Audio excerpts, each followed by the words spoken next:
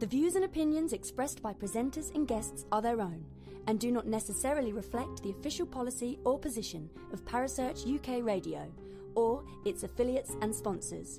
Listener discretion is advised.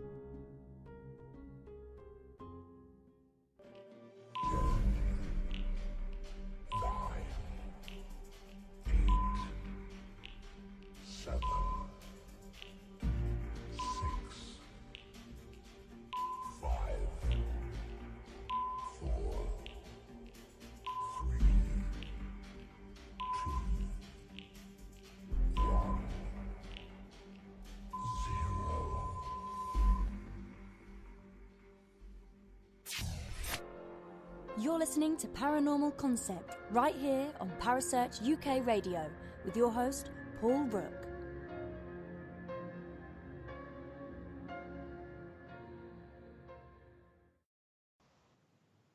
And good evening, everyone, and welcome to another edition of the Paranormal Concept Show. I'm your host, Paul Rook, and on tonight's show, we're going to be asking the question, should children be involved in paranormal investigations? Joining me tonight is Kerry Greenaway, as always. Hello, Kerry. Hello, how are you? I'm not too bad. I've enjoyed my few weeks off. Brilliant. Good. Really I'm glad you enjoyed your week off. Yeah, it's good to be back. And also joining us in the studio tonight is Caz Rooney. Hello, Caz. Hello. How are you? Hello. How are you? I'm good. I'm good. I was up in your neck of the woods the other week. Were you? Yeah. It was awesome. Really good weather and everything. Yeah, bit too good. Yeah, I even went to York and visited Barley Hall. Have you ever been there? No. Oh, you should. At the moment, they've got like a magic and mystery exhibition on in there. And it's all to do with herbs and spices and medieval magic and medicine and stuff. Wow. Really interesting. So yeah, it's just down around the corner from the Shambles. Yeah, I need to go there then. Yeah, definitely go there. It's worth it. Yeah. It really is good. Yeah. When I went, there was loads of school children, and they were all dressed up and stuff in period costume, and it was a really good day out. Really good. So, yeah. Awesome. If anyone gets a chance, Barley Hall, definitely worth a look. Yeah. Right. So anyway, changing the subject. Children in the paranormal. Mm-hmm. What do you think? Should children be allowed to go on a paranormal investigation? Caz? It depends. I would certainly not consider taking a child under 16. Right. But it depends on the child and their maturity, to be honest. Right. Okay. I know that you've said in the past that you've taken your own children on a paranormal investigation. Was that on a public event, or was it just a private investigation that you went on? My daughter Melody is actually part of Entity Seekers. She has been since she was 16. So the events we did at like Pendle Hill, 30 East Drive, 39 to Grey Street, and local ones, she's been in all of those. Okay. And are you... I know, again, Entity Seekers are an insured company, or an insured investigation team. Yeah. Does your insurance cover under over 16, like over 16 to 18s? Yeah. Okay. Yeah. Cool. I had to because of Melody. Yeah, this is one concern that I've got with, especially the paranormal investigation companies out there, allowing under 18s, like 16 to 18, whether they've got the correct insurance and safeguarding issues in place. That's sort of where I'm coming from them, like that angle. Yeah. Because, I mean, from my point of view, I wouldn't want to take any child with me on an investigation for that reason, because there is so much red tape involved in it. Yeah, there is. I wouldn't want to do that because it just I've got enough to worry about with the adults, let alone the children as well. You know, Kerry, what do you think? In regards to a public, no, I don't think they should be allowed. Okay, cool. And what about a private investigation? Private, I think it depends on the child. I think it depends on the age of the child, the maturity of the child, the knowledge of the child. I think it depends on a lot of different factors. But I still would err on the side of caution. I don't like the idea, in all honesty, in my personal opinion. I don't like the idea at all. But I think the problem is, and I know Caz probably is on the same wavelength as me. They see what I do. Yep. You know, not just with the paranormal, but with crystals and, you know, some of the other work that I do. They see what I do. So it's natural, it's normal to them. You know, it's normal for me to get the tarot cards out. It's normal for me to sit there and make up an incense for a ritual that I'm about to do. It's normal for them to see me meditate. It's normal for them to see, you know, all those kind of factors. They're used to that being around them. So for them, there's no fear factor there. And if they ask questions, I answer them honestly. You know, this is what I'm doing this for, and the reasons why, and what each component means. And, you know, we have a discussion about it. Yeah. And they're learning because of that. Now, in regards to the paranormal, I sit in two ways with this. In one way, I think if they're mature enough and educated enough to deal with it, then why not?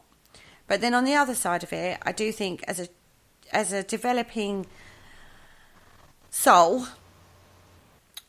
they shouldn't be exposed to that at that young age, because there are, from a spiritual perspective, risks. Yeah, I can understand that, especially if their minds are open, if that makes sense. Yeah. Surely then that leaves them open to attack spiritually.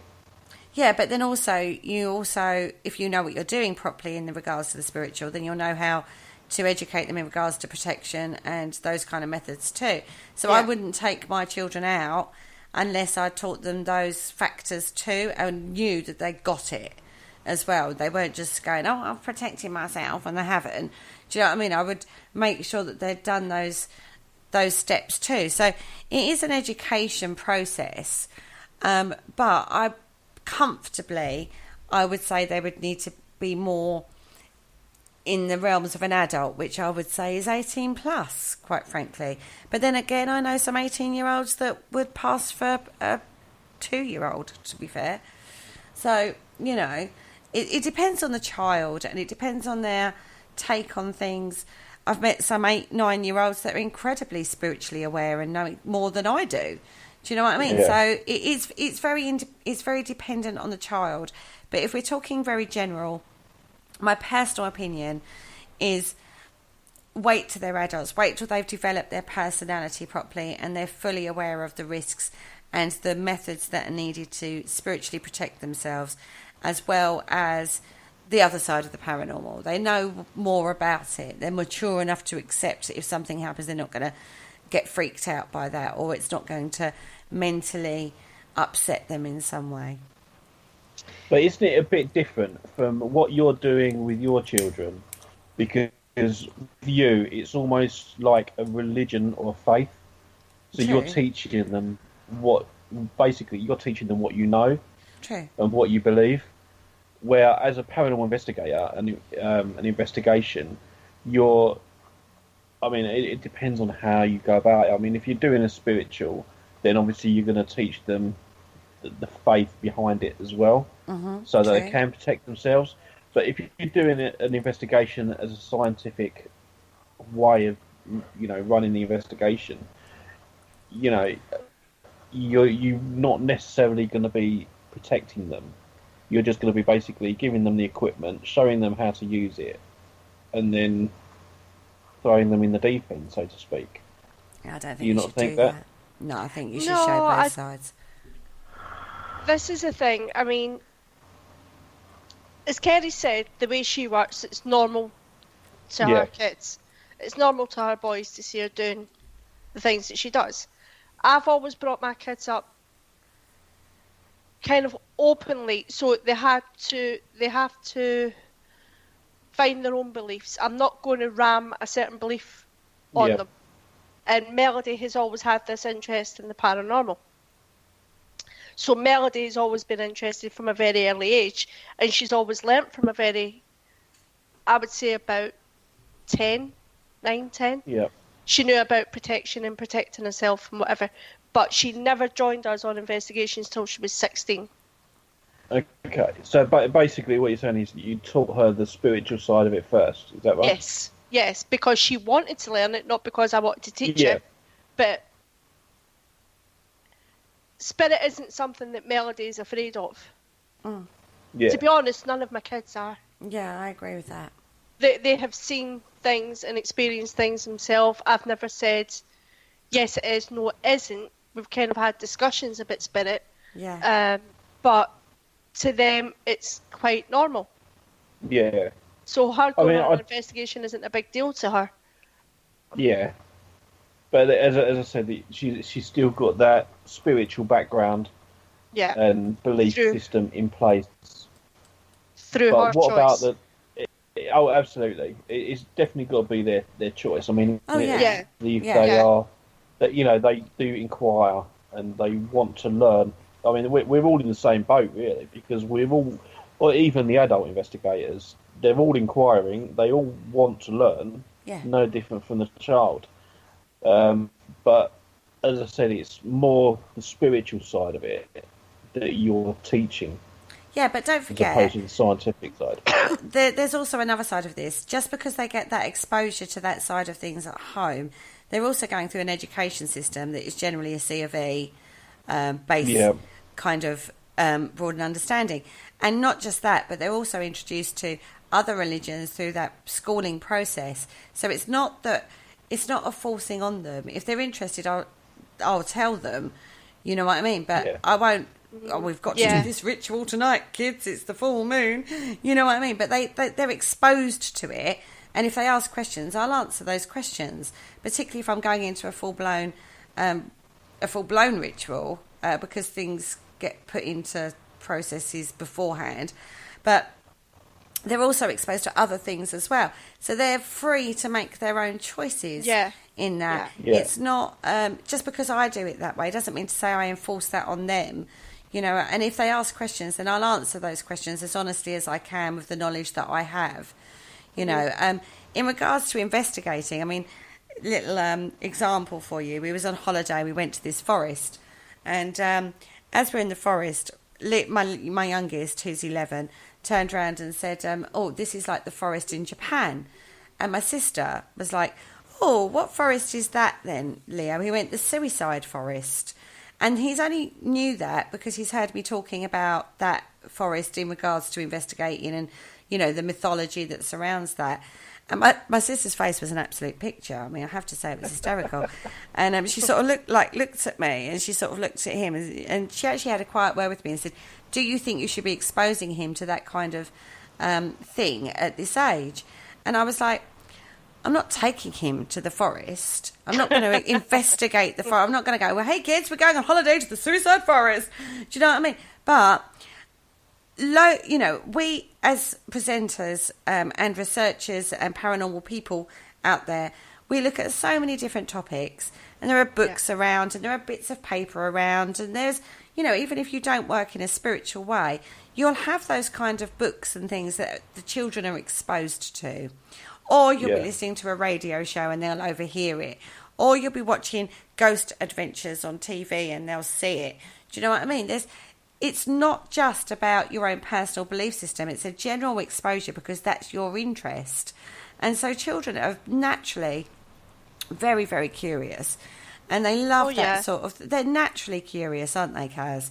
You know, I mean... Well, this is the thing. I mean, Warren and Melody are both quite sensitive. So you could probably take Melody... I mean, like, if she's always had that curiosity. Warren kind of came out of it when it got to about 8 or 9, but it always kind of stuck with Melody. So as best I could, if she brought up a subject, then yes, we would discuss it, but I wouldn't go really, really far into it unless it's something really important, like being respectful or protection or how to conduct herself or something like that. Then yes, I would. But she made that choice that she wanted to be part of this, and even though she was with us, I still did the mum thing and kept checking up on her because that's what you're going to do, innit? Yeah, because you're a mum or a dad. Yeah. It's natural. But I do think if you've got that kind of level of interest yourself, there's no way they're not going to show an interest in what you do and what you do. I mean, I'm a single mum. Every other weekend, at one point when they went to their dads, they were like, "What you doing?" And I was like, "I'm going out paranormal investigating. I'm going out investigating." And they'd see me get my kit ready, as in crystals, in my particular instance, because that's my kit. They'd see me do that sort of stuff, and they showed an interest. And so what do you do, mummy? And it's like, okay, well, I do this and this and this and this, and it's an education process. I'm not going to lie to my children. I'm not going to do that. I'm going to be honest about what I do, and as long as they know I'm safe and they know I'm going to be home for when they come home, then I don't see the harm in that. And if they, my eldest, he's going through the secondary school process at the moment, and they were doing Jack the Ripper as part of the curriculum. Now, I am very, very lucky. I have access to some amazing ripperologists, and I also have I love it myself. I've got several books on the subject myself. Oh my God, I was in my element. Absolute in my element with that one. When he did it, I think he got 100% on his paper for that one. because I have that knowledge, and he was, Mum, I know you know about this. We had some amazing discussions about this, and he drew his own conclusions from all the information that I shared with him from my knowledge. I mean, there's probably a hell of a lot more that I don't know, but I was like, well, you want to know about Jack the Ripper? Here's several books and 20 research papers that I've done on it, and several blogs from other people that I know, and if you want to talk to somebody, I've got several people we can call upon. Do you know what I mean? And it ignited his interest. But that's no different from when my youngest was doing a World War project, and he spent about 3 hours talking to Penny, our very own Haunted Histories host, about war and all the things to do with the war. That's no different.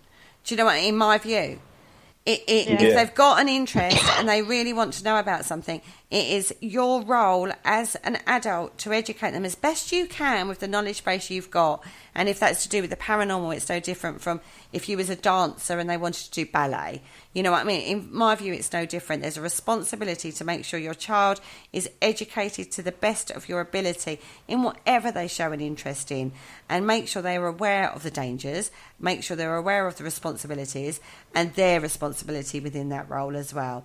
Now, whether or not you would take them out on an investigation is a different ball game in my view. But the thing is, you've got to think about it as well. I mean, like you said, if they've expressed an interest in the subject, like your boy did with doing it for a school subject, Jack the Ripper, whatever, it's your job to educate them, because you've got to face it, we're in a technological age. If we don't educate them, they're going to Google it. Yeah. Come up with completely the wrong stuff. Yeah. I'll mess everything up. So, from my point of view, I did the best I could by... She didn't join us on investigations until she was over 16. Yes. But she has always had that interest, so I've just answered what she wanted answered. I do think there is a level of emotional maturity in regards to coping what you do out on a paranormal investigation. And so I do think you shouldn't take them out paranormal investigating until they're that age. Having said that, I've on a daily, not a daily basis, that's, on a regular basis in school holidays and stuff like that, we won't go to, like the fun parks. We have done that, but, Well, I'll take them just as much to castles or forts, or, places I have investigated overnight, but I'll take them as a tourist during the day. You know what I mean? So they kind of get that without the investigation part. So I investigated here, and but we're going to go in the day. So they kind of get it, but without the paranormal investigator tag. So they get to experience what I've experienced without the whole investigation scenario. So they're not feeling like they're not feeling like it's an exclusive club that they're banned from, because they'll know the history of the place. They'll know what happened, and because I'm open and honest with my children, but I'll take them in a more safer environment in regards to like a daytime trip, rather than a nighttime trip, as it were. Yeah. There's that factor. That's how I do it. That's personally how I do it. Yeah. So what would you do then if your next door neighbour's 14-year-old son or daughter came to you and said, I'm going to be using a Ouija board at the weekend? Can you give me some advice? No. What would you say to them? I'd put the fear of God in him. I'd say no. But would you not be lying by putting the fear of God into him? No, because I would be honest in regards to what I would say about that. Because you can do it without lying, as it were. So, so if you opened your board, do you know about the board, for a start? What do you know about a board? Let's look at the history of the board. Let's go into this a lot deeper. I'm fucking rude. Oh, excuse me. He'd rue the day. How dare you swear on my show? I'm so sorry. So I'm getting too used to that. No, I would really educate on the edge of caution on doing something like that. So I would seriously, that's what I would do, because I've seen too much happen from a misuse of a board, regardless of what our perception is of that board. And I know you've come across this, Paul, with somebody, a child or a young adult, shall we say, that has fiddled with a Ouija board, and it has caused all manner of problems, whether or not you want to look at it from a psychological perspective or whether you want to look at it as, he opened a portal and a spirit came through. Regardless of how you view what happened, you've had to deal with the fallout of that. So if I had pre-warning that someone was going to do that, I would seriously err on the side of caution and go with, I personally wouldn't, and these are my reasons for doing so. I certainly would say, now we've got the board and this is what we're going to do to open it. And no way would I give what's the word I'm searching for there? A consensual opinion on that. Yeah. Okay. I'm going to give it a non-consensual opinion on that, if you know what I mean. Mm-hmm. Do you understand what I'm trying to say? Yeah, I do. But because the child is age that can't consent to anything like this, would you not approach the parents as well? I would make sure they knew. Yeah. I would make sure they knew. See, I would speak to the parents and say, look, this is what our little Johnny's doing. If you want me to help, I would gladly give help and advice so that they could do it properly. Because at the end of the day, at 14 years old, people are going to experiment anyway. Yeah, I did at 13. I was experimenting with the Ouija at 13. Exactly. So, they're going to do it whether you're there or not. I would rather be there and present while they're doing it so they can do it in a safe manner. It's a case of, what's the phrase? It's gone right out of my head. Better safe than sorry? Yeah, that sort of thing. I'd rather be there so I can help them learn how to do it properly. Yeah. And guide it should I need to step in. Rather than me not be there, then playing about with it, and then unleashing all kinds of hell. You know what I mean? Demonic hell. Yeah, exactly. But obviously, I would have the parental consent to do that. Obviously, because that's a very. Well. Oh, see, this is a very difficult one. with things like this. I mean, I have to say, when I was fiddling with the board at 13, there was no parents aware. I didn't know anybody that had done one, or, you know, I mean, it was a long time ago now, obviously, because I'm getting old now. But, you know, we just sort of did it. And, I mean, look, you know, nothing happened in regards to paranormal at that time. But, I mean, you know, apart from the usual child scares. And we did the Bloody Mary in the mirror at Halloween, and we did all that kind of thing. That, I would say, that's like kind of almost like a rite of passage, you know. But if for children in general, I mean, there are so many, like you say, it's so out there, isn't there? Isn't it? It's so out there with films and stuff that they're exposed to now, that I think they're going to have a go at it, regardless of whether or not they believe it or not. But if someone came to me and asked my opinion, I would definitely be given non-consensual opinion on it. But I think most children will, or most, say children at that age aren't even they're just gonna do it. You know, I mean, we were one of my friends was the daughter of a caretaker at the school, and we would be able to have access to the school while all the cleaners were in, and we'd find a classroom and muck around in the classroom, and, you know, that's when we'd sort of do stuff. And, you know, my friends' parents would go out, and the babysitter would be sitting downstairs with her boyfriend, and we'd be up in the bedroom causing all merry hell with Bloody Mary in the mirror. You know what I mean? She was like none the wiser. You know what I mean? That's the kind of thing, that's kind of how it happened. There was no, wow, I'm thinking of doing a Ouija board.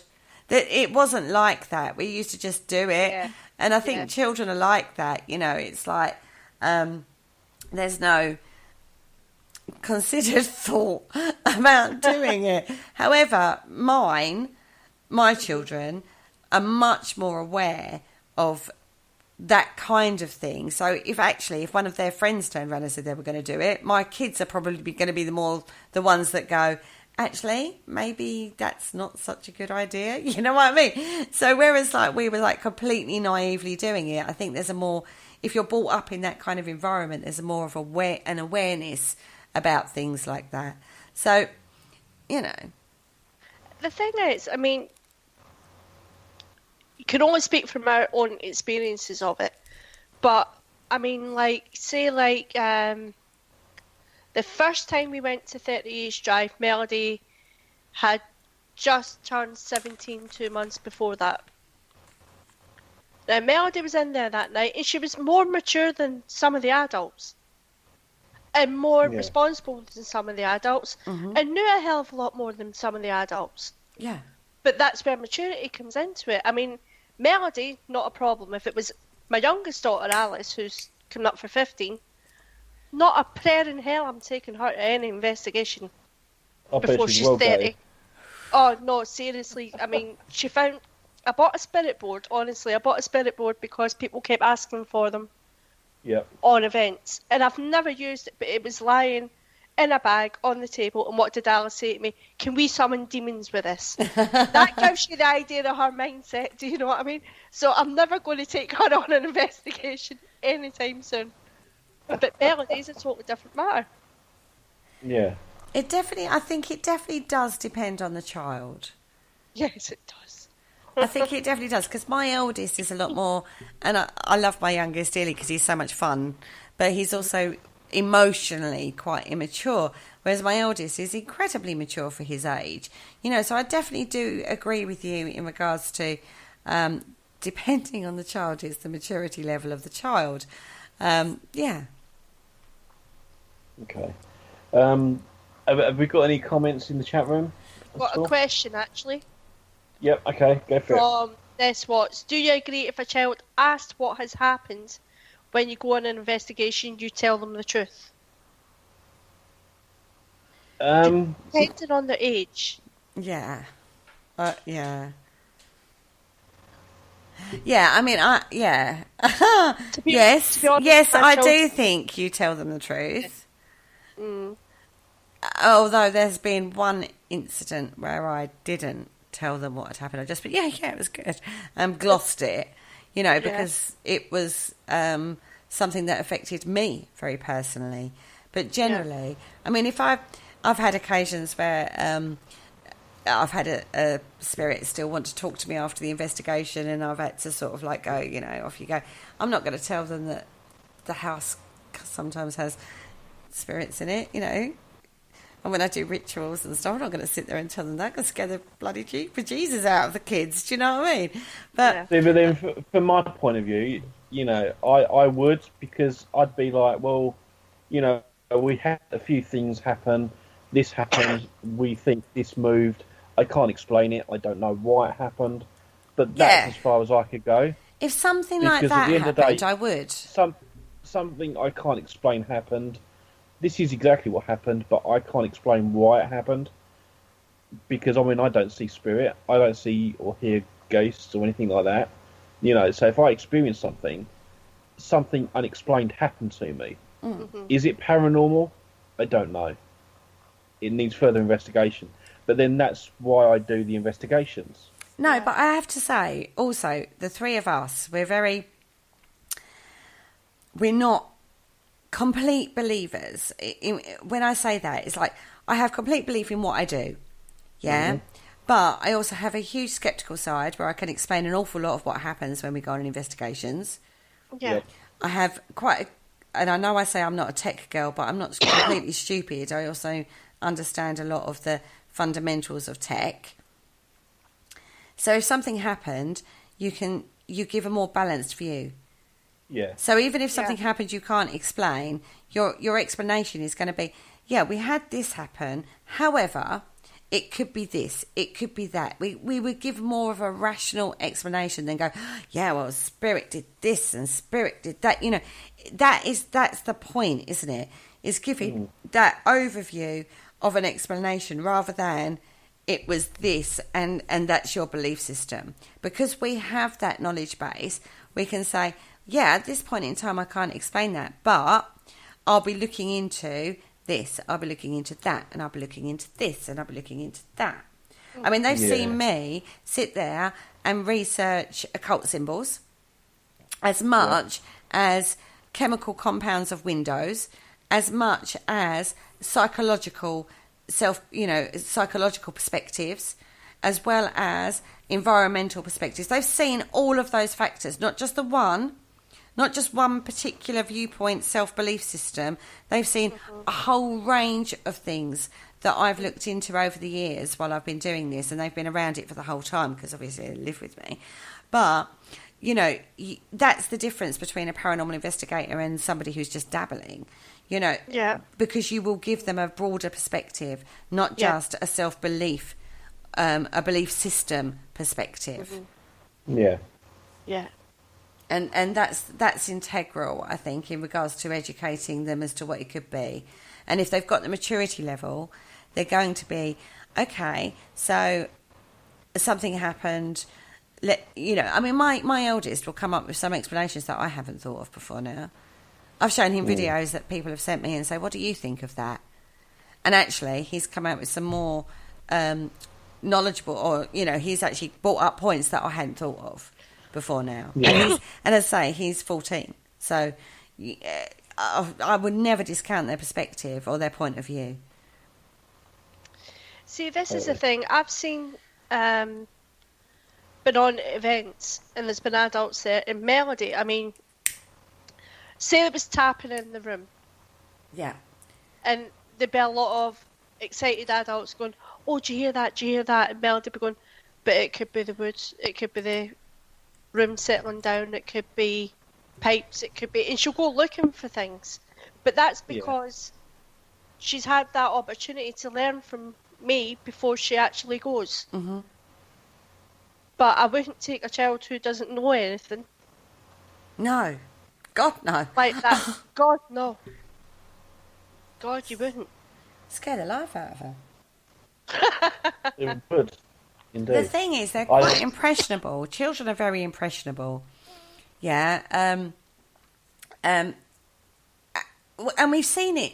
I mean, Bear's just said, and she's seen some pretty stupid grown-ups too.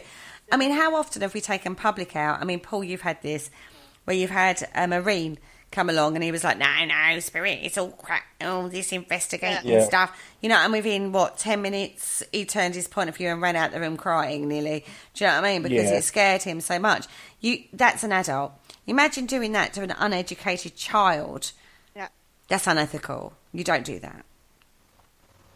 Yeah. You know what I mean? You can't do that. They're so impressionable, and you don't know the damage mentally that's doing, emotionally and mentally that's doing to that child. It's very impressionable. That does raise the issue of safeguarding then. Yeah. Even more so.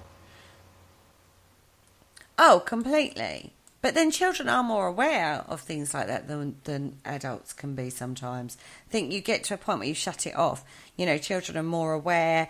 How many times have we talked about this in the paranormal field that, even regards to past lives, they've been more aware of their procession as a soul through life, and then they grow out of it and they do their own thing and grow as a person in their own right. They come away from it and then they start re-embracing it.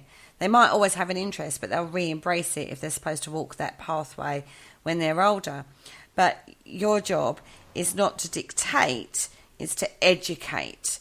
And there's the distinct difference. Yeah. To be honest, I do agree that education is the key. I do agree with that. But I think it's more ethical to teach your own children about the paranormal, because obviously you're the parent. You know how fast to go with your child. But when it comes to a complete stranger's child, yeah, you don't know that child. If it's a stranger's child, you don't know that child either, do you? Exactly. So therefore, with your own child, you can make a judgment on that. You can look at it and go, okay, I think you might be okay, ready or whatever. You've got the fundamentals in place. Like Caz with her children, she knows her children inside out. I know mine inside out. I know what they've been exposed to, what their knowledge base is. With a stranger's child, you have no idea at all. And so in regards to that, I wouldn't touch it with a barge pole, quite frankly. No, I wouldn't allow a child under 18 to come. No. In that situation, it's different my own child, but I'm not someone else's that I don't know, no. I'm not going to put myself in that position of responsibility. No. I do know a paranormal investigation team. We're probably going back about a year ago now. They were actually talking about starting up a young paranormal investigation team. When you say young, 16 to 18. They were actually talking about setting up a paranormal investigation team, scientifically based. So, they would meet up every so often. They would learn about the equipment, sort of like a scouts type thing, where they go every week. They will learn about the equipment. Then, when they get to a certain level of understanding, then they would go out on trips to some of the castles and other things that we go to. Not necessarily a full-blown paranormal investigation, but just to give them that little bit of taste of what it's like. Do you not think that would be something that's good or bad? What do you think?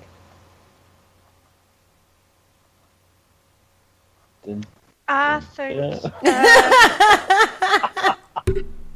if it's an age group between 16 and 18, then maybe it is a good idea. But they would need to make sure they were fully aware of what they were doing. Well, yeah, they would. They'd be teaching them each week. Any younger than that, then no.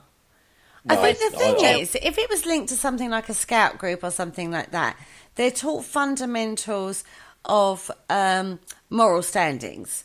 Yeah, so scout groups have certain, disciplines, shall I say, in their way of doing things, and they come through from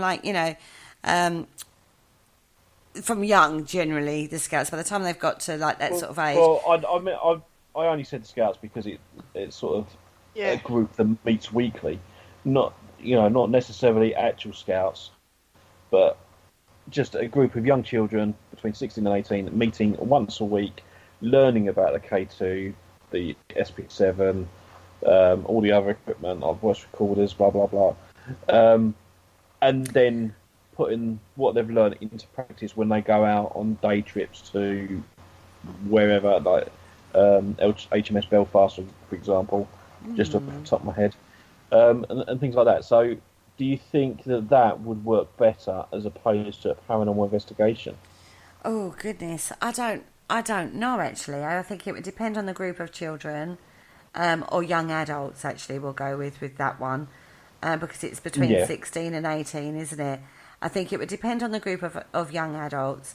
I think it would depend on the people that are teaching them.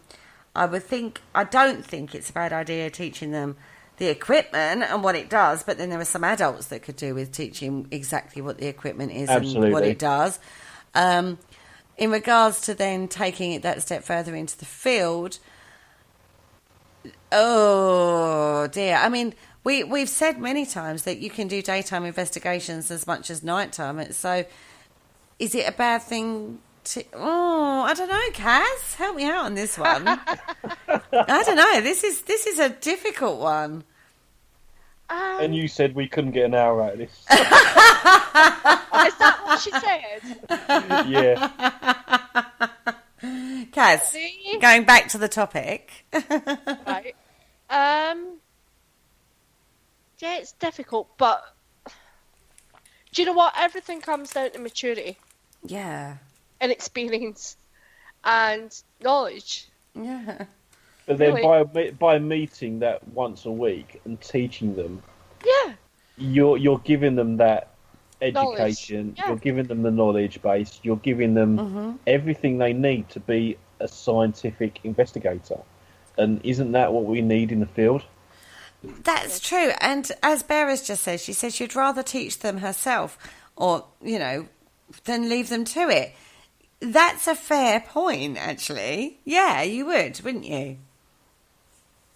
Well, yeah. I mean, obviously, again, using the same scouting terminology, you'd be teaching the children or the young adults the skills and everything to be scientific in approach. You're not necessarily teaching them religion or anything like that. No, but I think you have to. There is a bit of a problem there. Yeah, I agree with you, Caz. Yeah, go, Caz. There is a bit of a problem there because, there is science. Yes, you do have to have a certain knowledge of science and technology and everything else to be an investigator. But there are people who work solely spiritually as well. So you've got a problem there. Well, no, you haven't. No, you have. No, you have. Because the fundamentals of the paranormal is the belief that a spirit is haunting a location, which is why we go out to see if we can capture any evidence of that haunting. That is the whole purpose of a paranormal investigation. There's two ways of working, though, isn't there? There's the scientific way and the spiritual way. But the whole fundamentals of an investigation. Most teams mix the two together.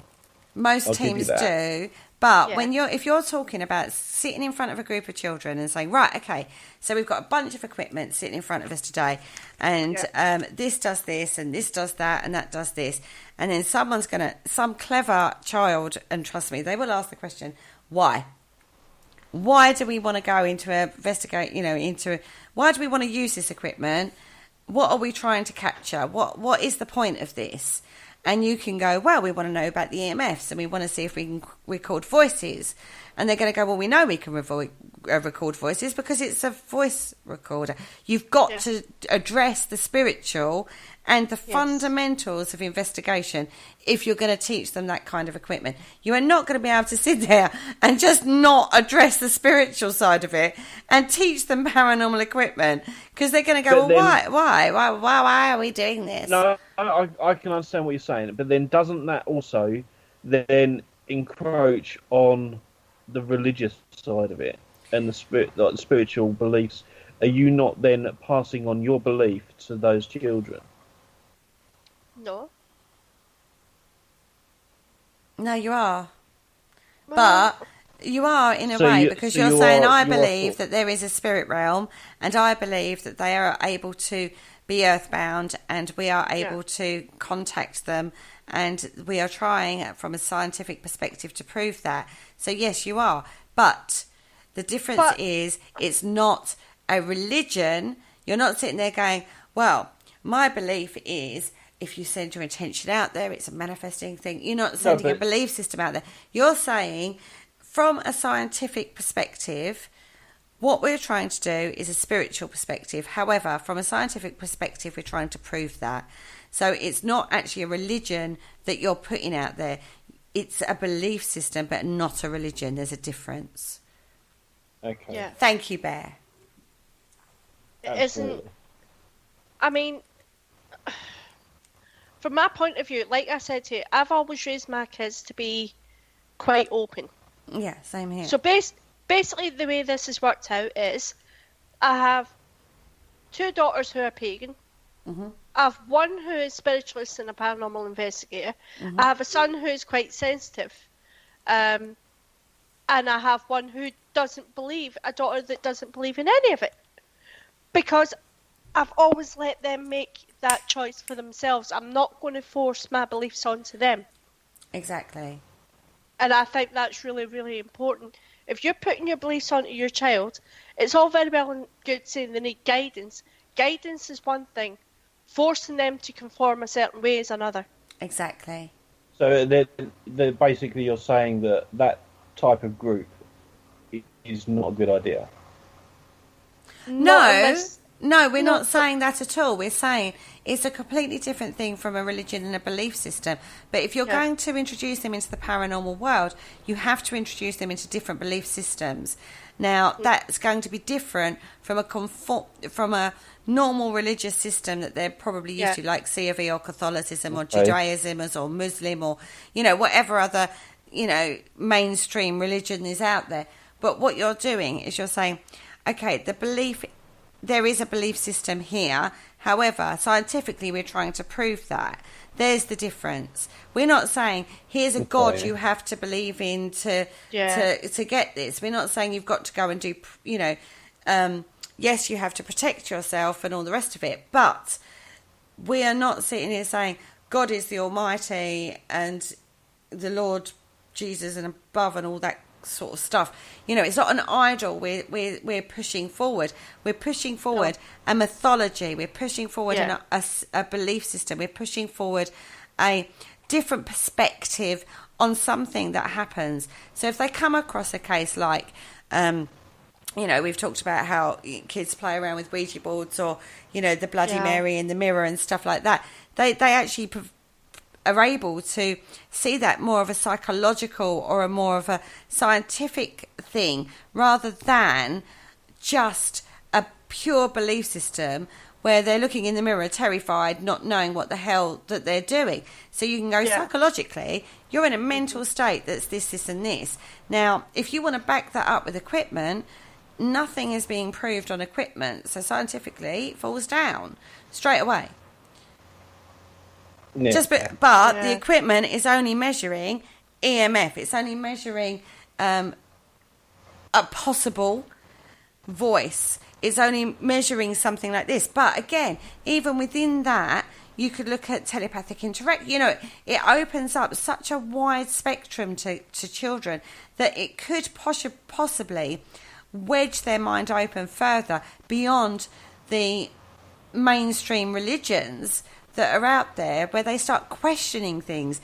And I've always been taught the why, which is what drew me into this field in the first place. Yeah. And pulled me away, actually, from mainstream religions. I'm not a pure belief. I can't think of the word, but like not false faith. That's not the word I'm searching for, but blind faith, that's the word. Blind faith. I'm not going to believe in something with blind faith. I will question it. I will ask the why. And that is what I try. I'm getting all passionate. That is what I try to teach my children. And if I had a group of 16 to 18-year-olds that were open to the paranormal, I wouldn't just teach them the equipment does this. I would say the mythologies, the belief systems. I would show them the spiritual. I would show them the scientific. I would show them research papers done by people in the field and academics in the field. I would show them a broader spectrum and show them that there is a bigger world out there, and always ask the question why. Because that is the fundamental point of the paranormal. They have to have a rounded view. Going back to the spiritual side and the protection, do you not think that the religion of any particular child would play a big part in how they get protection? No. No. Oh, yeah, I was going to say that. No. No. No. No, because even if you belong to a mainstream religion, there are people who believe that protection is all psychological, and there are people who to be honest, I believe it is. That's my personal view on it. I do believe it is psychological and it's a strength of the mind. But spiritually, I disagree. But then surely it's just the way that the reason I come to that conclusion is because I've seen and heard so many different spiritualists do protection so many different ways. All they're doing is convincing someone that they are protected. It's the power of the mind that protects you. Okay. Yeah, I'll take that point. I take that point. Right, okay. Yes, it is the power of the mind that's protecting you. Yeah, however, regardless of whether you're a spiritualist or you're in a mainstream religion, oh Lord, protect me. So there is a basis for religion to be... No, there's a need for protection. Yes. Regardless of what your belief system is, there is a need for that kind of protection for yourself. And those boundaries you put in for yourself, regardless of whether you're a spiritualist, believe in spirit, whether you're an occultist, whether or not you're a C of E, whether you're a Catholicist, whether you're a Judaism, there is a need for protecting your boundaries and yourself. And that is the point. And whether or not you ask God himself, whether you ask Jesus Christ, whether you ask Buddha, whether you ask your spirit guides, no matter what, there is a need for that protection for yourself, because it is in every single religion, whether that be, as I say, regardless of what belief system it is. No. I don't. I think there is a need for protection. No, I'm not saying there isn't wherever that comes from, there is a need for that protection. I'm not saying there isn't a need. What I'm saying is that whatever protection you put in place, sometimes it is religious based. So you just said you're praying to God or Allah or whatever God you may believe in. You need that protection. That's why protection is real. Regardless of your belief system, you need that protection. And it, as Bear's just said, it does work. So regardless of whether that's, a psychologist would say it's a purely psychological thing, and because you believe it, it works, right? Yeah. Whether or not that's true or not is a belief system. Can I point something out here? Put this a simple way. You look at an empath who protects himself every day, and you look at an empath who doesn't. The empath who doesn't is going to be a wreck. That protection is needed. I'm not needed. As I said, I wasn't saying that it isn't needed. I'm just saying that sometimes if you believe in God, you pray to God for your protection. So religion does play a part in your protection. I've seen so many people in the field who've gone in without protection, without a specific belief system, like an atheist, or whatever. Agnostic, is that the right word? Or is atheist? I don't know, either or. But they go into the field, they're completely unprotected, and then they end up with issues post events. Or they have a situation. It doesn't happen all the time, but it's like dipping your foot into a world you don't know and say, come on, affect me. And they might be all right for so long, and they go, well, I don't go with protection, I'm absolutely fine. But then at some point, something will happen. They haven't got a set belief system, but they haven't been protected. And then people like, you know, myself or, you know, many people out there then have to sort of like repair that damage, you know, repair that and work on that. And it's crazy. I think most paranormal teams, and I mean, I don't know if you've heard it or not, but most teams, when they do their protection with the group, they don't really have, they don't say God or any supreme being or anything like that. They always start with, well, most of them start with a ball of white light that goes around the head and round the circle. Yeah. So that is basically putting someone at ease and. Yeah, but I always tell everybody to ask their guides to come forward and protect them. It's a belief in the energy. It's a belief in the energy that you're protecting your energy. You're protecting your energy.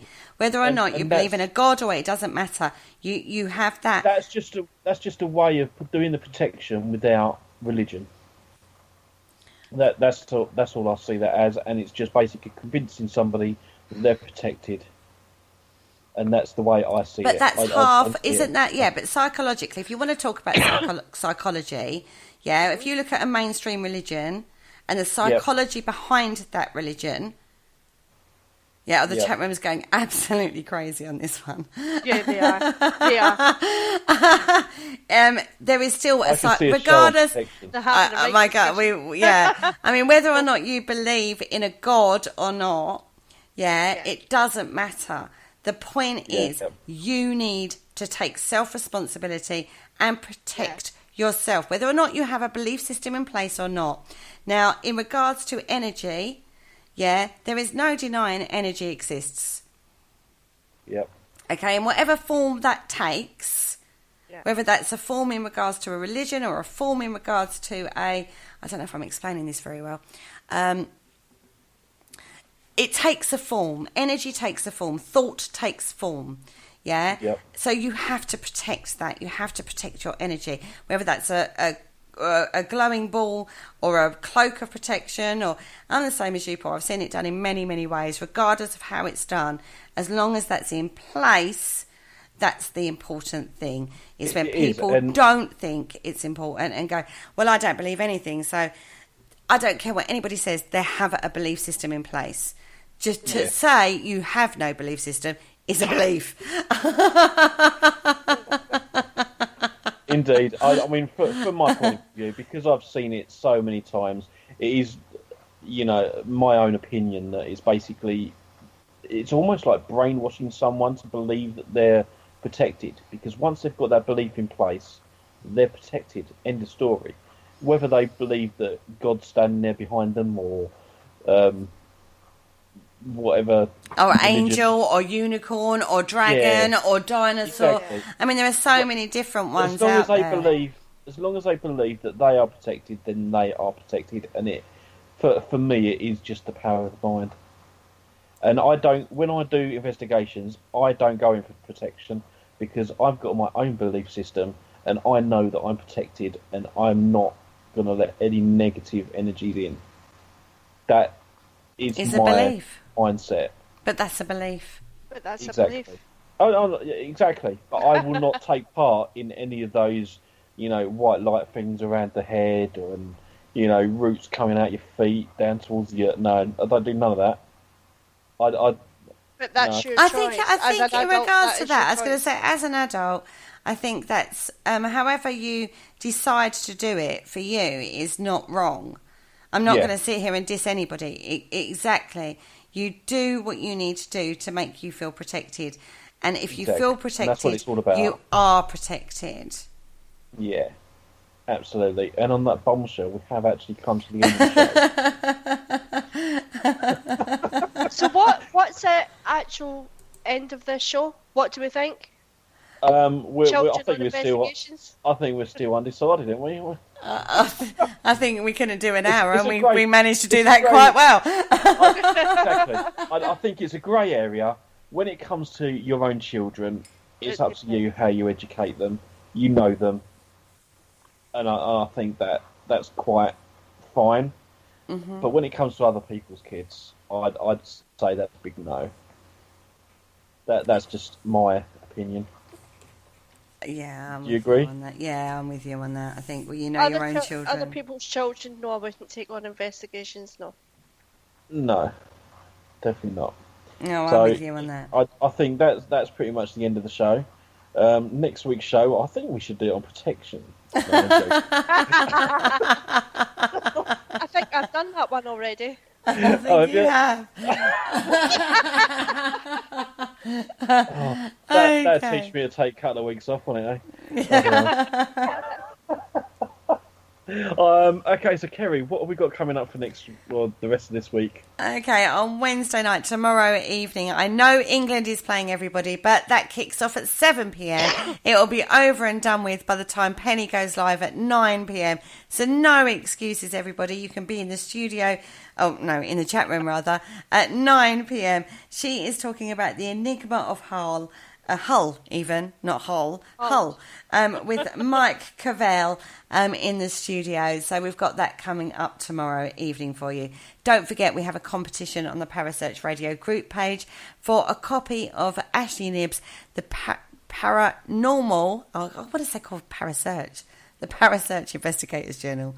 Sorry, I'm going to rename it. It's the Parasearch Investigators Journal. Ashley might have something to say about that. Kim. I think he might. I think you're right there. Well, he's not listening. We'll get away with it. So he's over in the Cotswolds at the moment.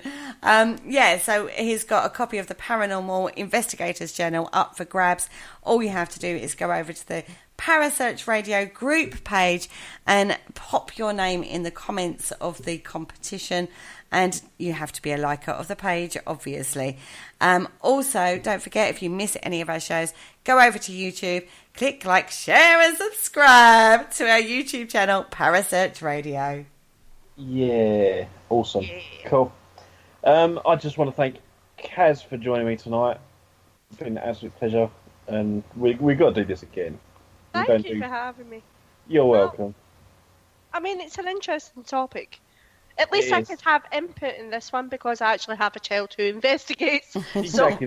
That's why I asked you onto the show, to be fair, because I know you do it. Yeah. Thank you, Kerry, as always, and thank you for doing the studio for me. Oh, you're always welcome. You know that. Absolutely. I would like to point out that Melody's actually now 19. So me calling her a child, she probably won't appreciate. Oh dear. You can do the studio again for me next week. It's fine. Okay. I'll make sure I'm there. Awesome, cool. And I want to thank everyone in the chat room. It's been absolutely fantastic. Just keep up the good work and keep listening. So with that, it's good night from me. And it's good night from me. Good night from me. Thank you for listening. Don't forget to join us for more shows throughout the week. Find us on Facebook, Twitter, and the World Wide Web to keep up to date with all the shows right here on Parasearch Radio.